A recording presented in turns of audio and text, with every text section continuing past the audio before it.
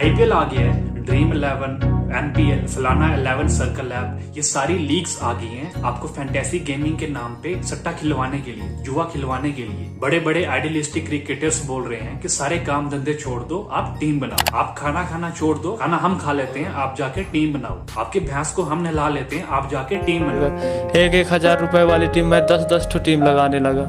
फिर उसके बाद फिर भी कुछ आता था, फिर धीरे धीरे से एकदम से माइनस में जाने लगा। मैं कहा यार इस बार नहीं आया तो अगली बार आएगा। ऐसे कर करके खेल खेल के मेरा पूरा पैसा खत्म हो गया।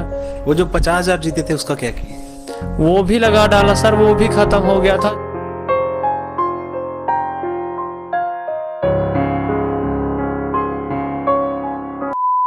2008 में शुरू हुई कंपनी ड्रीम 11 कैसे 2014 में 1 मिलियन यूजर्स तक पहुंच जाती है। कैसे कैसे एक नॉर्मल जिंदगी गुजारने वाला इंसान धीरे धीरे इनके ट्रैप में फंसता जाता है और सोची समझी साजिश प्री प्लानिंग के थ्रू ऑनलाइन गेमिंग के गैम्बलिंग के सट्टे के जाल में फंसता जाता है। तो आइए इन सब मुद्दों पे बात करते हैं। देखो यार सीधी सी बात है, इन क्रिकेटर्स के तो करोड़ों पक्के हैं, चाहे वो खेल के मिले या आप लोगों को खिला के। कंपनी के भी करोड़ों रुपए पक्का है, तभी तो वो मार्केटिंग पे इतना ज्यादा इन्वेस्ट कर रही है, क्योंकि वो सारा अमाउंट आपके जेब से ही तो निकल रहा है। बस देर थी यूथ को एक लत लगाने की। देखो यार मैं सच बोलता हूँ, बीसीसीआई भी कमा लेगी, आईपीएल फेडरेशन भी कमा लेगी, ऑनलाइन कंपनीज भी कमा लेगी, क्रिकेटर्स भी कमा लेंगे और ऐड देने वाले जीनियस भी कमा लेंगे। लेकिन ये जो युवा है, ये जो नादान मासूम छोटे छोटे बच्चे हैं, स्कूल कॉलेजेस में पढ़ने वाले बच्चे हैं और जो कई इकोनॉमिक रूप से कमजोर लोग हैं, उनके साथ क्या हो रहा है इसके प्रति सबने अपनी आंखें बंद कर रखी। आए दिन ये खबरें देखने को मिलती हैं कि फैंटेसी गेमिंग की वजह से इतने लोग कर्ज में डूब गए, अच्छे अच्छे घर के लड़के आज जुए में पूरी तरीके से दत्त हो चुके। इतने ज्यादा लोगों को जुए की लत लग चुकी है और लोअर इकोनॉमी वाले लोग तो कई ज्यादा फाइनेंशियल क्राइसिस से भी गुजर रहे हैं। अब आप खुद ये वीडियोस देख लीजिए। एक्चुअली यूथ बर्बाद कैसे हो रहा है, सरकार क्या कर रही है, इन सब चीजों को रोक क्यों नहीं रही है, सुप्रीम कोर्ट ने क्यों आंखें बंद करके इन सब चीजों को लीगल कर रखा है, इसे हरी झंडी दे रखी है।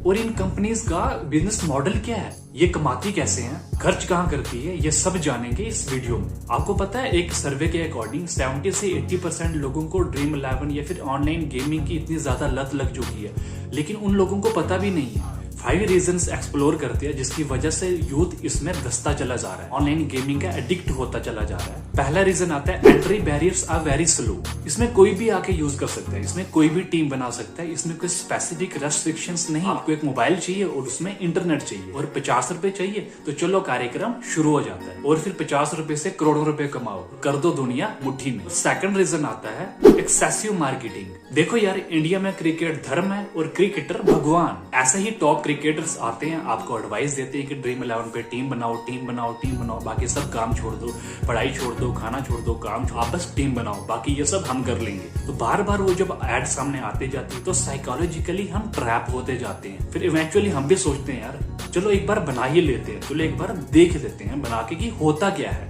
एक्चुअली ये कंपनी साइकोलॉजिकली खेलती है। इन फैंटेसी गेमिंग का जो पहला यूनिकॉर्न था, इसका रेवेन्यू है लगभग 4000 करोड़ के आसपास और इसने 2200 करोड़ का रेवेन्यू सिर्फ मार्केटिंग पे इन्वेस्ट कर रखा है, जो होता है लगभग 6 करोड़ पर डे के हिसाब से। इनकी मार्केटिंग का मेजर रेवेन्यू जो है वो सिर्फ इन आईपीएल के 60 दिनों पे ही इन्वेस्ट होता है। ऑन एन एवरेज एक दिन में 10-10 करोड़ रुपए की एड आती है। और इसका थर्ड कारण है हमारे खुद के इमोशंस। हर आदमी को एक इंटेलिजेंट ब्यास है, मेरे को तो सब आता है, मैं बचपन से क्रिकेट देख रहा हूँ, मैंने खेला भी है, इतना ज्यादा एक्सपर्टाइज है, एक्सपीरियंस है, मैं कर लूंगा, मैं नहीं तो कौन बे। और फिर हो जाती है शुरुआत इस पूरे ट्रैप में फंसने की, और इस ट्रैप के थ्रू बहुत से लोग जो है वो अंदर आ जाते हैं। फिर इसका चौथा रीजन आता है फियर एंड ग्रीड, जो कि यूनिवर्सल इमोशन है। चाहे फील्ड कोई भी हो, हर आदमी बाय हुक और बाय क्रुक बस ग्रो ही करना चाहता है। हर आदमी को लालच भी है, थोड़ा सा डर भी है। जिसने 100 कमा ली वो सोचता है 500 कमा लूं, और जिसके 500 चले गए अब उसको रिकवरी तो करनी है, वो सोचता है मैं 1000 लगाऊंगा और एक साथ रिकवरी कर दूंगा। तो इस तरीके से अब फंस गया ना जाल में। और इसका 5वां रीजन है डोपामीन। डोपामीन एक ऐसा हार्मोन है, किसी भी चीज की जब आपको लत लग जाती है तो बॉडी नेचुरली बार बार वो डोपामीन मांगने लगती है और फिर आप गुलाम हो जाते हो उस बुरी आदत की। सिगरेट, दारू, सेक्स, गैम्बलिंग भी सेम ही केस में फॉल करती है। ऐसा नहीं है कि गैम्बलिंग सिर्फ क्रिकेट तक ही सीमित है। ये क्रिकेट लीग खत्म होने तक वो बंदा जो ड्रीम 11 पे टीम बनाता था, पैसे लगाता था, वो तब तक इतना ज्यादा एडिक्ट हो जाता है कि गेम तो खत्म हो जाती है, लीग खत्म हो जाती है, लेकिन उसके बाद वो फुटबॉल, बेसबॉल, क्रिकेट, कबड्डी, इन सब चीजों पे भी पैसा लगाने लगता है, क्योंकि उसका कमाई का मेजर पोर्शन जो है वो वहां इन्वेस्ट हो चुका होता है। अब वो चाह के भी पीछे नहीं आ सकता। फर्स्ट फाइनेंशियल लॉस, एक तो बंदे की सेविंग्स खत्म हो जाती है, फिर वो कर्जे में भी डूब जाता है। आगे फ्यूचर में जाके क्या कमाएगा, उसकी कमाई का तो मेजर पोर्शन जो है वो यहाँ इन्वेस्ट हो जाता है। फिर इसका सेकंड रीजन आता है प्रोडक्टिविटी लॉस। जो आदमी इस चक्कर में पड़ जाता है ना, उसका फिर किसी दूसरी चीज में मन ही नहीं लगता, वो चाहे ऑफिस में बैठा हो, स्कूल में हो, बिजनेस में हो, या कि जॉब में हो, या कि ड्राइव कर रहा होगा। वो 24/7 ये न्यूज चेक करते रहता है कि क्या चल रहा है ड्रीम 11 पे, कौन कितना विनर है, कौन लूजर है, उसका मन ही नहीं लगता काम में।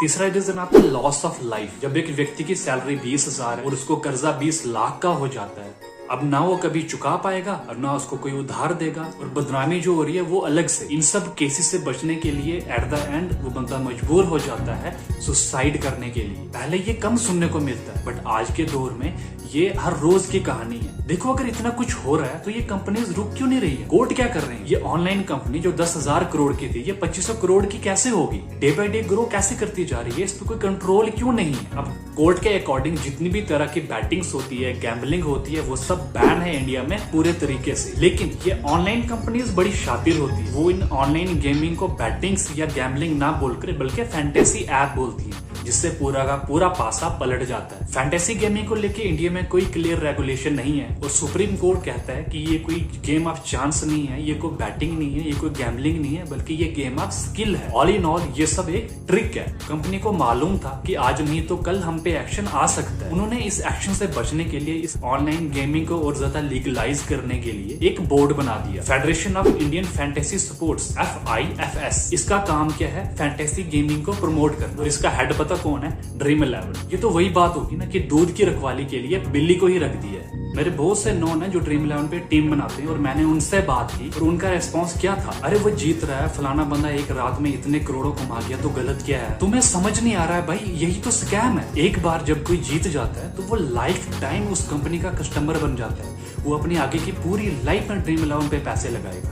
चाहे उसके पास हो या ना हो। वो फिर कर्जा लेके भी पैसा लगाएगा, क्योंकि वो एडिक्ट हो चुका है बुरे तरीके से। उसको देख के बाकी सब लोग भी पैसा लगाएंगे, इस उम्मीद में कि हम भी करोड़ों कमाएंगे। कितने पैसे आए ये सबको दिख रहा है, लेकिन ड्रीम 11 की लत लगने के बाद कितने पैसे घर से जा रहे हैं, इसके प्रति सबने अपनी आंखें बंद कर रखी है। आप हर रोज पैसा लगा के सिर्फ एक दिन जीतते हो, पर आपको पता है ये कंपनी हर रोज जीतती है। 2500 करोड़ की कंपनी ऐसे खड़ी नहीं होती। फिर लोग कहते हैं कि 40-50 रुपए लगाने से क्या होता है यार, लगा लेनी चाहिए, एक बार लगा लो। मैं बताता हूँ कि 40-50 रुपए लगाने से लत लगती है। यही 40-50 रुपए रोज जाएंगे, फिर 1000 जाएंगे, और जब आप आदत से मजबूर होगे फिर लाखों भी जाएंगे, और फिर इवेंचुअली घर घाट से ही चले जाओगे, तो तुम्हें पता भी नहीं चलेगा। ड्रीम 11 या ऐसी किसी भी फैंटेसी ऐप पे आप जितना मर्जी पैसा कमा लो, पर आपकी लाइफ हमेशा दाव पे ही लगी रहेगी।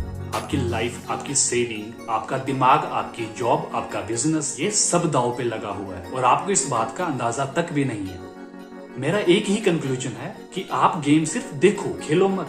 खेलो वो जिसमें आप माहिर हो, खेलो वो जिसमें आप, आपकी फैमिली, आपके बच्चों का फ्यूचर सिक्योर हो, आपका बिजनेस, जॉब, स्टडी, आप इसके साथ खेलो, जिसमें 100% श्योरिटी के साथ कुछ प्रोडक्टिव जरूर निकलेगा। जय हिंद।